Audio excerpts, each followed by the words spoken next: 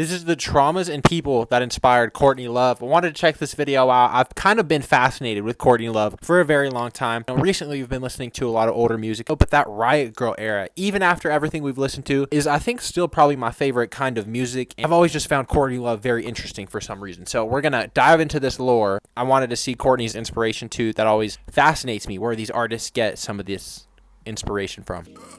I wanted the prize, and I might get the prize, and if I don't get the prize, I'll be kind of sad.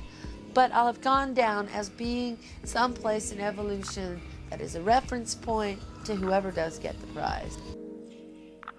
I said it before and I will say it again. Courtney Love is a controversial figure, a complex individual who is equally adored and reviled. As much as Hole were a band and not merely her backing group, Love's experiences with the press, her fans, and other rock stars colour her best work. And nowhere is it more apparent than on Hole's 1994 album, Live Through This. Tragedy loomed over its initial release, but its hard-rocking, vitriol-fueled tracks like Violet, She Walks on Me, and Olympia, as well as more introspective moments like Doll Parts and Asking for It, illustrate the trials and tribulations of being Courtney Love, circa 1993. He Walks on Me and Olympia. Y'all know Olivia Rodrigo copied the whole album, the Miss World thing, like the prom thing, and then I guess Courtney Love got mad at her. But also another reason I want to check this out was like in her music, I have noticed that like I know she talks about like abuse, as well as stuff more like that. introspective moments like Doll Parts and Asking for It, illustrate the trials and tribulations of being Courtney Love, circa 1993. These are the traumas and rock stars that inspired Live Through This. And the sky was made of amethyst. Hole formed in LA in 1989 with its songwriting core of vocalist-guitarist Courtney Love and guitarist Eric Orlandson. They started out with noise and no-wave influences like Big Black and Sonic Youth, twinned with a fondness for Fleetwood Mac. Produced by Sonic Youth. Wait, we just listened to Fleetwood Mac, so they were inspired by Fleetwood Mac. That's interesting. I was going to say, like, Stevie kind of, they look similar. Kim Their Gordon, hair, their debut album, and Pretty on the too. Inside, The deeper released voice. in September 1991, was abrasive and full-on. Love's confrontational raw, delving into subjects that rarely got aired, like abuse, abortion, self-image, and self-destructiveness. I sometimes feel that no one's taken the time to write about certain things in rock, that there's a certain female point of view that's never been given space. The album was a critical success, especially in the UK, where first single, Teenage Whore, reached the top of the independent singles chart.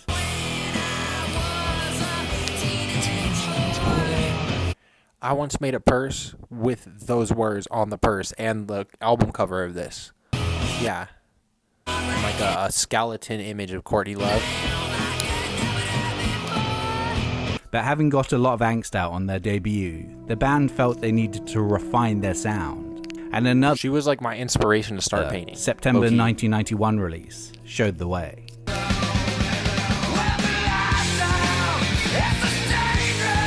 The opener of Live Through This was written less than 2 months after the release of their debut.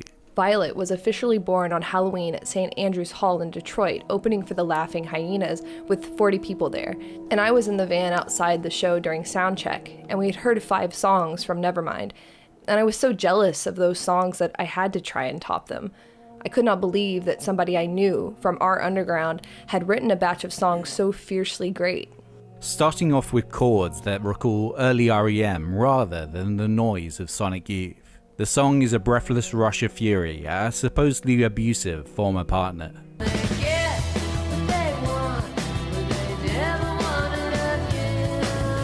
In early 1991, Courtney Love briefly dated the Smashing Pumpkins' Billy Corgan. They broke up as Corgan was dating someone else at the same time, unbeknownst to Love. Violet's opening lines suggest that Corgan is the target of Love's ire, given that his birthstone is amethyst.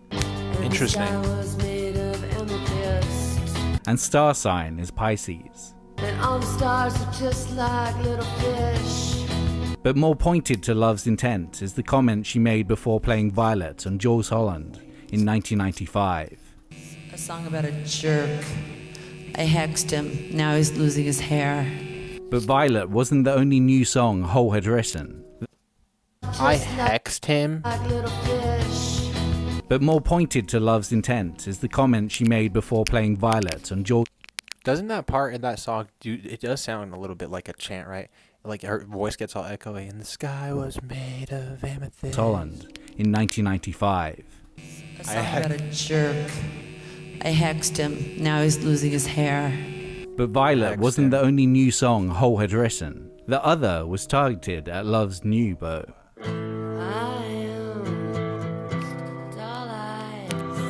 Depending on what you want to believe, Courtney Love first met Nirvana's Kurt Cobain in Portland 1989, in LA 1991, or at Reading Festival August 1991. What is more certain is that they became an item after a Nirvana show in Chicago on the 12th of October 1991.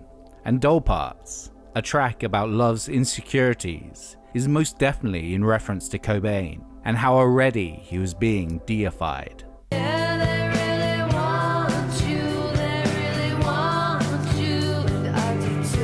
It's based on a poem that Love had faxed Cobain while on tour on the 8th of November 91. I am doll parts, bad skin, doll hearts. It stands for knife for the rest of my life. Peel my little heart off and soak it in your left hand and call me tonight. Hole would play Doll Parts for the first time live. It stands for knife for the rest of my life. Peel my little heart off and soak it in your left hand and call me tonight. Hole would play Doll Parts for the first time live a week later at Emo's in Austin, Texas. 4 days later, Hole recorded a session for the John Peel Show and played working progress versions of Violet.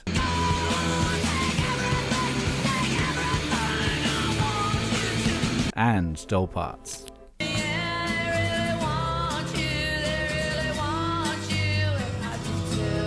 Doll Parts shows the band. That's the demo, I guess. That sounds way different than the actual song. It's like the guitar in the back is way sped up. And Doll Parts. My bad.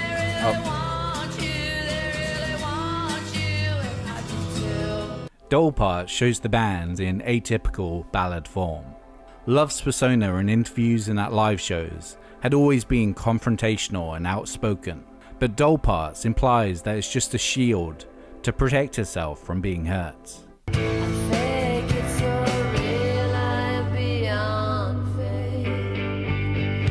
My thing is, don't fuck with me. In real life, real life, I'm super sensitive, but people tend to think I'm not vulnerable because I don't act vulnerable. However, her relationship with Cobain pretty much immediately drew ire from the Nirvana fanbase, them particularly having issues with her outspoken nature. Implications were also made that she was just using him for money, fame, or had some other ulterior motive. As Cobain stated in the liner notes of 1992's Incesticide, "My wife challenges injustice, and the reason her character has been so severely attacked is because she chooses not to function the way the white corporate man insists." A big fuck you to those of you that have the audacity to claim that I'm so naive and stupid that I would allow myself to be taken advantage of. But more than that, a certain subsection of Kurt truthers convinced themselves that because of the increased tunefulness of Hole's output on Live Through This, Cobain had written the majority of it. But there is little evidence of this claim, especially as, in Love's eyes, the quality of Nirvana's songs were a personal challenge to try and improve on. I wanted to be better than Kurt. I was really competing with Kurt, and I was gonna say that. I'm pretty sure she that's why there was some competitive thing there. Uh-oh. Which was in June. I wanted to be. But there is little evidence of this claim, especially as, in Love's eyes, the quality of Nirvana's songs were a personal challenge to try and improve on. I wanted to be better than Kurt. I was really competing with Kurt, and that's why it always offends me when people would say, "Oh, he wrote Live Through This." I'd be proud as hell to say he wrote something on it, but I wouldn't let him. It was too Yoko for me. It's like, no fucking way, man. I've got a good band. I don't fucking need your help. The closest Hole came to having a Cobain penned tune is Violet B-side, Old Age.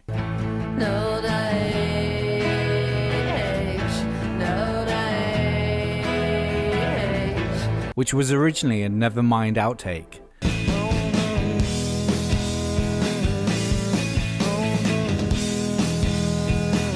That Love had reworked with new lyrics. One more day to complete my service.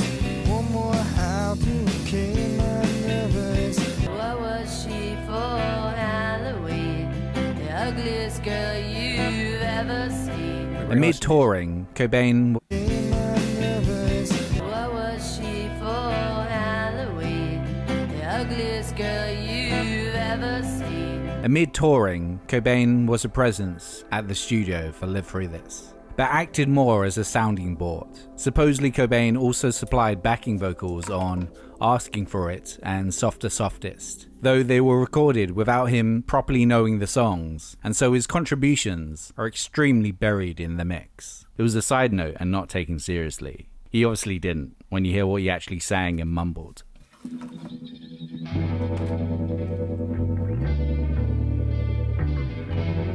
In late 1992, Vanity Fair's Lynn Hirschberg did a profile on the then pregnant Courtney Love. In said profile, entitled Strange Love, a nameless friend alleged that Love had been using heroin early in the pregnancy, a claim that Love resolutely refuted. While before she might have been known by those musically in the know, this made her nationally infamous, and forever painted her with the accusation of bad mother. More so than this, as soon as her daughter, Frances Bean, was born, Child Services soon appeared with a copy of Vanity Fair and confiscated the child. This resulted in a lawsuit and made it so that for the first 9 months, Love and Cobain were only able to see their baby with court-appointed supervision, the couple being assessed on their parenting. The article and resultant fallout would have a destructive effect on the couple, and Love has stated that Cobain took it especially hard. The article also featured contributions from former members of Love's inner circle. Before starting Bro, Babes in Toyland, that's up. as well as fronting a pre-Chuck Mosley version of Faith No More, Love was in an early version of Babes in Toyland. In the article, Kat Bjelland of that group revealed Love's initial disgust with punk rock, as well as her indistinct relationship with the facts. Only about a quarter of what Courtney says is true, but nobody usually bothers to decipher which are the lies. She's all about image, and that's interesting. Irritating, but interesting. Bro, they all had beef, right? Bikini Kill, Kat Bellinger, and Courtney.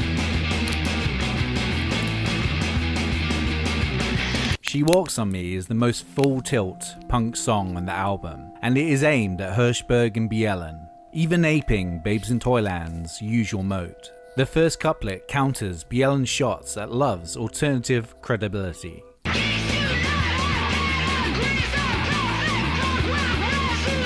Around the same time as the article, Babes in Toyland had written Bruise Violet, aimed at Love stealing her star, the Kinderhorn. Holy shoot. Wait, we gotta watch this. I did not know that. Love, though, contends that she invented that look. You know, when you're in high school and there's that one girl and she tries to copy you and you're already a big freak anyway and nobody likes you, but then she tries to copy you and get popular? That's what this song is about. The chorus confirms that Love believes that Bjelland was using her style as a stepladder to fame, being that Babes in Toyland were the more famous group at the time. By the recording of Live Through This, the two had made up, and Bjelland even helped write I Think That I Might Die, a song that delves into the stressful aftermath of that Vanity Fair article.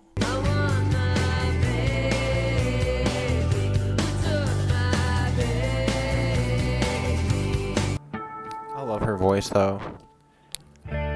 Like the old Smokers voice. Back in August 1991, Hole toured Europe supporting Mudhoney. Love's onstage persona at the time was pure ragged rock and roll energy, storming the stage unwilling to be limited by her gender, an Iggy Pop in a baby doll dress, if you will. But stage diving could prove dangerous. One such incident at a UK show resulted in her dress being torn off, her being violently groped by the crowd before returning to the stage naked.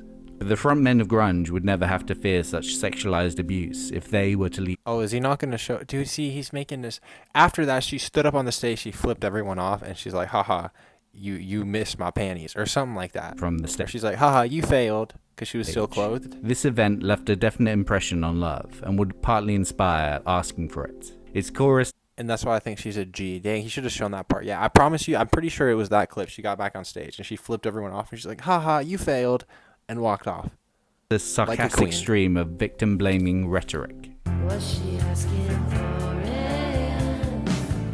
Was she asking nice? Is one of a handful of songs on Live Through This that deal with this subject, in a way subtle enough to still get radio airplay, but glaring enough that those that have to deal with these experiences can recognize the context and therefore serve as a reclamative rallying cry.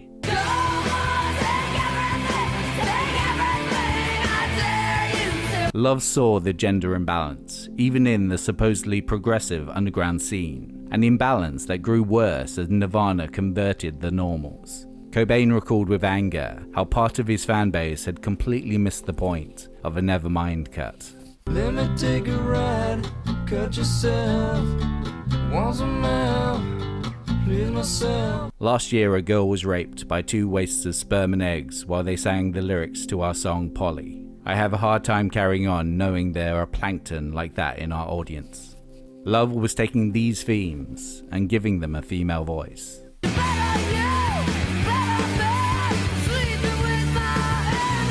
Asking for It also features the album's title lyric, itself inspired by a Scarlett O'Hara line from Gone with the Wind.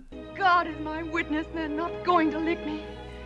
I'm going to live through this, and when it's all over, I'll never be hungry again. Live through this with me, I swear that I will die for you. While it might seem, given what would happen, that Love has eerie foresight, her intention was to illustrate the shitstorm she faced from being Mrs. Kurt Cobain, tinged with sadness in her belief that afterwards they'd still be standing. I put a lot of energy into music because it was the place I could put my energy. And the title of the record is not a prediction of the future. It's like, fucking live through what I already lived through, you motherfuckers. It wasn't meant to be about anybody dying. It was about going through the fucking media humiliations like this. You try it, because it ain't fun.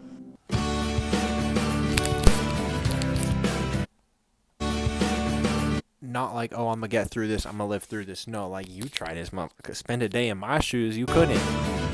Or maybe. Live Through This originally ended with a song called Rockstar, which was left off the album due to a last-minute change, while remaining on the track listing. The album outtake is a fairly slight folk punk song, with its chorus making reference to 80s pop icon Madonna.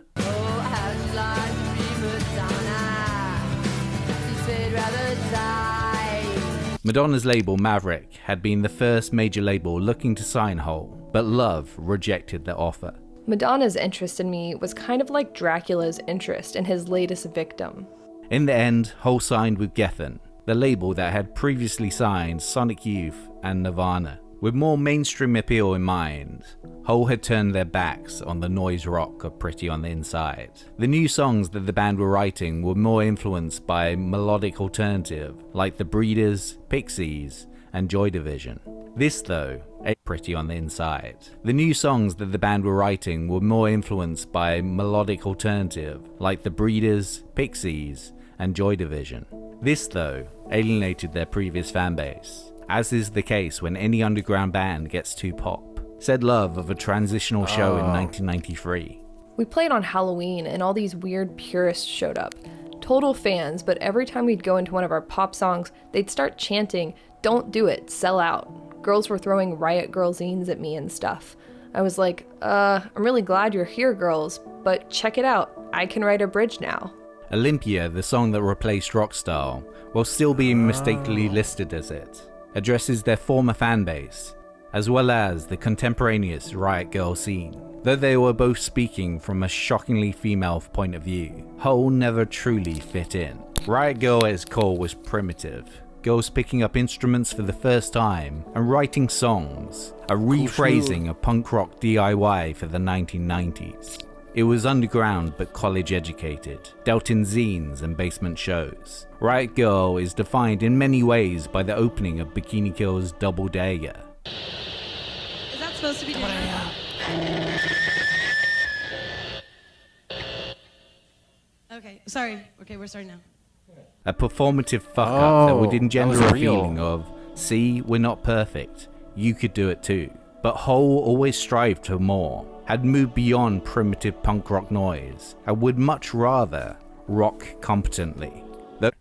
So Hole was trying to be a little more like have higher production value, work with record labels, and do it like the quote unquote right way, right? Like a lot of the bigger bands were doing. But the Riot Girl scene was like, nah, it's like modern day YouTube. Olympia parodies this unprofessionalism. Like the reason people like 2016 YouTube was just the camera. You pick up the camera, it's very raw. And then now I think people are like starting to hate the over editing, the explosions every 5 seconds. Like, When I went to school. Oh. not hating it, but like calling people you're a sellout if you start doing all that. Like they hate like YouTubers like changing and evolving, right? Like everybody's got their own style. Well, I went to school. While its title alludes to Olympia, Washington, the middle-class epicenter. Well, there's of the so many Riot Girl artists here that I movement. just don't know it. I wanted to screenshot that. With its refrain, love not only implies that Kathleen Hanna and her fellow Riot Girls were a bunch of clones, but also that Hole was so very different. I am the girl you know can't look you in the eye. The most frustrating thing for me is that people view most female artists as this single person. The thing is, I know for a fact we're more of a band, and we've always been more of a band. I don't want to be in a backing band, and Courtney doesn't want that either. That's not the way we work. Live Through This was recorded in mid-1993 with production from Paul Q. Caldery and Sean Slade. As much as Courtney Love was undeniably the focal point of the group, Live Through This is the work of a band firing on all cylinders. Of her main songwriting partner, Love Told Spin in 1995. Eric's gotten pushed aside so much because of my persona that he doesn't nearly get enough credit. He's an intensely weird, good guitarist, and he's the glue that keeps me together. So Courtney was looked at as like the ugly duckling. Like she wasn't really Riot Girl because she was too like producer, mainstream, too polished and posh, right? And I guess the other Riot Girls were like, didn't accept her. That he doesn't nearly get enough credit. Interesting. He's an intensely weird, good guitarist, and he's the I know glue there's that a lot of keeps other me stuff together. too, right? The new rhythm section was also pulling its weight. Patty Shamel had been in talks for the Nirvana drum seat before Dave Grohl joined.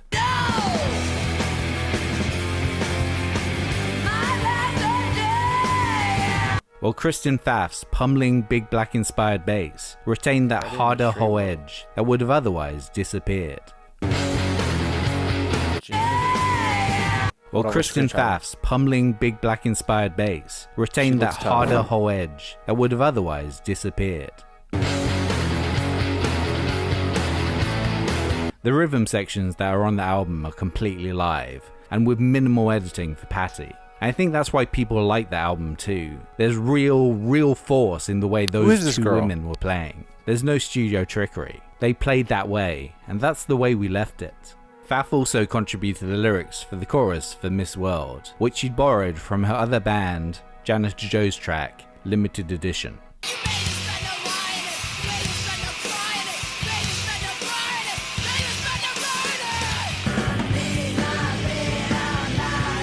Janet Joe is...